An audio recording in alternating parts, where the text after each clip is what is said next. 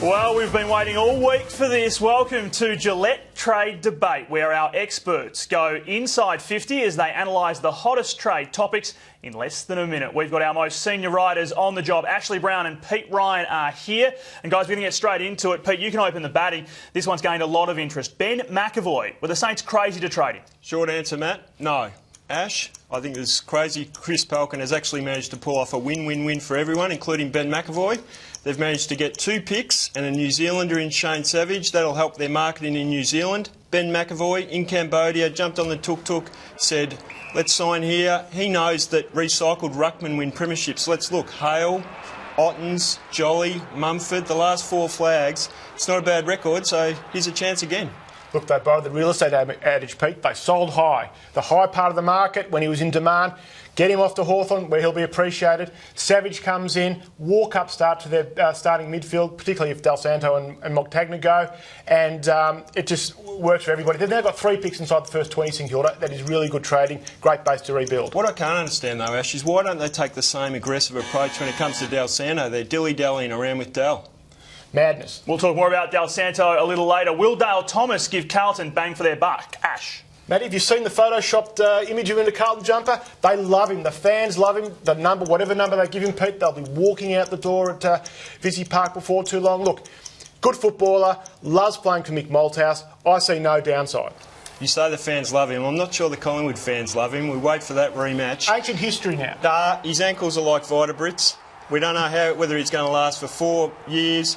Does he really need to have a kick-to-kick with Mick to play good footy? Look, I love Daisy. I'd love to see him go really well. He's a super player in big games. He kicked 3 goals in the West Coast final a couple of years ago. We know what he's capable of, but I'm worried for him. He had to even bring David Butterfield with him to help him get through. I mean, how many Collingwood players can Carlton get? I guess the pertinent question is how many doctors did it take to sign up before they got the all clear on the ankle? So that is a big they might have seen Steve Johnson's performance in the prelim and know, oh, well, ankles, don't worry about it. All right, moving on. Was the Lance Franklin deal a good move by the Swans, Pete? Best $10 million they'll ever spend. They've got the Buddy brand for 9 years. I mean, will he, won't he? Who's he going out with? Is he on Bondi Beach? It's all fantastic fodder for Sydney for the next 9 years. 2022. If you break it down strictly on football terms, well, it's a struggle. He's kicked, I think, 580 goals in 9 years. So if he repeats that at Sydney, I think I've broken it down to $3,000 a goal. That's fairly expensive, but some of Buddy's goals are probably priceless, really. My worry with Buddy, and I love the guy, people who know me know that, is that... You love him too much. Well, my worry is that he's not going to last a night. He's going to be compared to Alistair... You're hurting. Well, he's going to be compared to Alistair Lynch, who the 10-year contract. What Lynch could do at the end, apart from throwing haymakers, was take a good overhead mark. Yep. My worry with Buddy, he doesn't take an overhead mark. Yep. So when his athleticism goes in 6-7 years, I don't know how good he's going to be playing out the goal square. You make a good point, but it doesn't matter what he does on the field anymore. He's $10 million and we're already looking at Sydney. All right, speaking of big paydays, Eddie Betts, did the Crows pay too much, do you think, Ash? Well, if it's $500,000 a year for 4 years, and absolutely they overpaid. This is a guy who's averaged 1.58 goals in his career. 1.58 per game. I mean, look, he's a showman, he's an entertainer, but that's the sort of money you pay, Pete, for a key position player or a gun midfielder, surely. You're half right, I think, but you have to pay overs to get free agents. They went through best bets and they thought we can get the best of Eddie Betts. I mean, why wouldn't you make the deal? This Adelaide needs a bit of spark. They've got Taylor Walker and now they've got Eddie Betts at his feet. If Taylor Walker starts dropping a few marks, then he's got someone to crumb. Porplesia, the porpoise. Looks pretty good to me. Maybe the extra $100,000 is to pay for extra material for his shorts, Pete. So that might be where it goes. That's true. Well, he might be wearing tracksuits the way he's going at the moment. Look, Adelaide's got a great midfield. All they need is forward firepower, and they're going to offload a couple of midfielders, potentially Ricky Henderson coming down. I think Betts he didn't go well this year. He's averaged 38 goals a season before Mick arrived, so he's a class player. Pete, changing topic, should clubs be chasing Paul Chapman? Oh, there's no doubt. Even if they only get 6 games at him, he probably played 4 games at the end of this season. One against Sydney, he was the spark that ignited Geelong. Port Adelaide, he won them a final. If he'd been playing in the prelim final, imagine whether Hawthorn would have got to that grand final, Ash. I know you know that Chappie would have been the difference, and we all know that. I don't know actually why Geelong aren't more aggressive in their trading. They could have hung on to Chappie and said, let's trade him. I think Chapman, people love him. He's charismatic and he's dynamic. And I think he's going to go to Western, and I think Mark Thompson's comments yesterday suggest they're going to go really hard at him. Yep. But imagine if he went to Hawthorn. You play him at Box Hill for most of the year. You bring him back for the games against Geelong and in the finals. You are a cruel man. You've never forgiven Chappie, have you? He said that he never leaves, He still hasn't played in the losing team against Hawthorn. No, and he'll take that to his grave, Chappie. He's probably now arrive at Essendon. You'll probably play them in the grand final, and you'll face Chappie kicking the winning goal. Bad luck, Hawks. Now, we've already talked a little bit about Nick Del Santo. Should the Saints hold on to him, Ash? Not only should they get rid of, or should they trade Del Santo, Lee Montagna should go with him.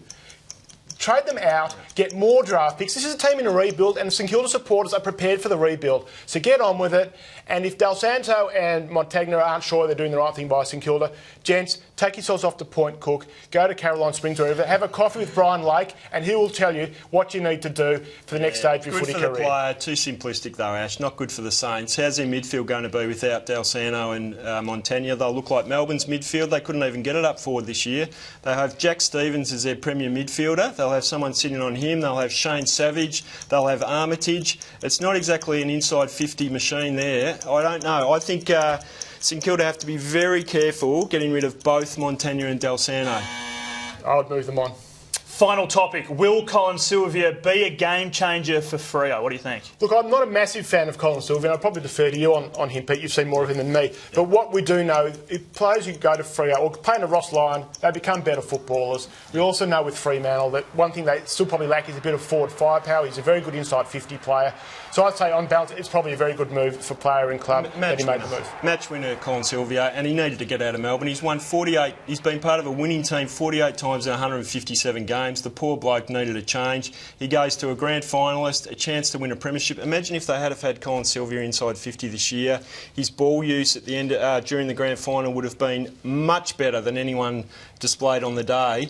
He's classy and his best tips them over the line. I reckon they're a real premiership threat, and Colin Sylvia could be just that 1, 2, 3% difference. It could make all the difference. They'll average 9, 10 goals in grand finals, Ross Lyon team, so the more scoring power they've got, the better. Melbourne supporters watching Colin Sylvia win a premiership, that would be hard to take. That went fast, boys. Did you have fun?